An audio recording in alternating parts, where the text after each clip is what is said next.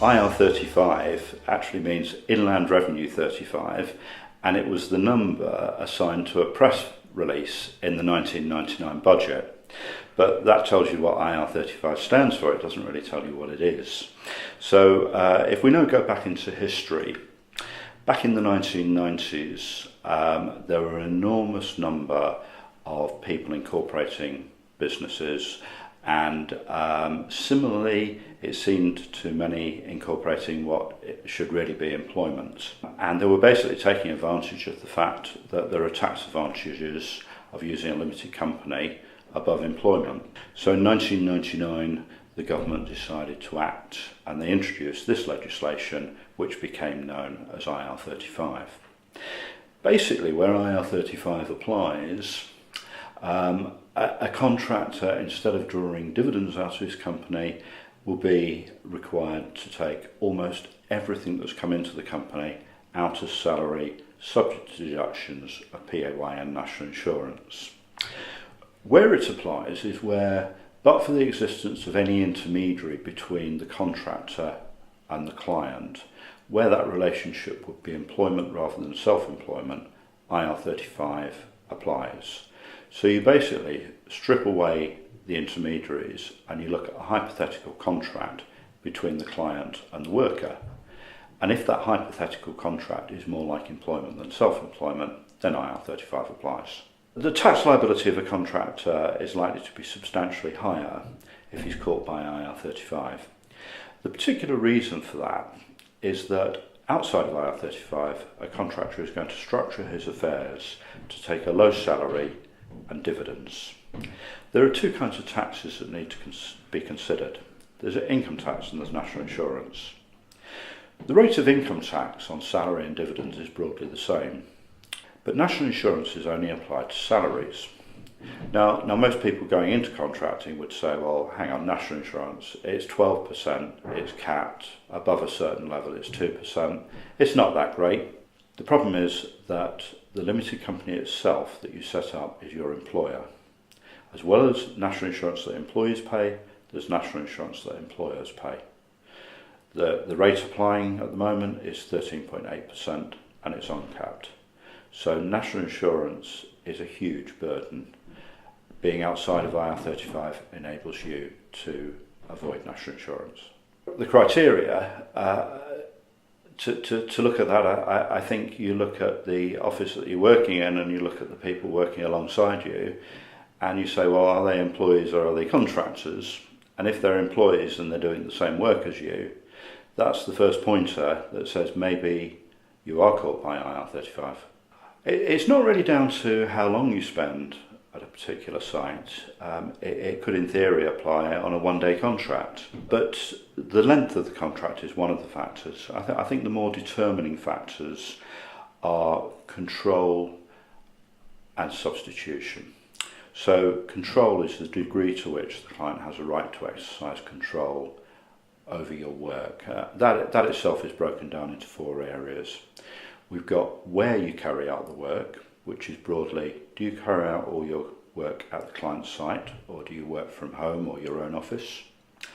When you do the work, so do you work 9 to 5 with whatever flexi time arrangements the client has in place, or could you, if you so desired, start working at 9 at night and finish at 5 in the morning?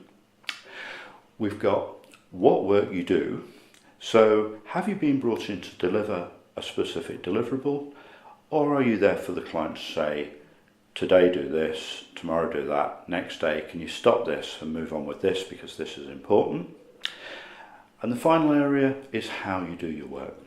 Broadly, are you an expert in your own field working in an environment where the client really doesn't have the ability to control how you do your work? Or in the alternative, is someone looking over your shoulder all the time saying, don't do it that way, do it this way, and at the end of the evening will you bring me your work so I can look through it and say whether I think you've done it right or not. That's control. Substitution or personal service is, does the contract require you to do the work personally, or can you bring someone else to do it for you? Most contracts actually include a substitution clause, but what we tend to find is that that clause is fettered.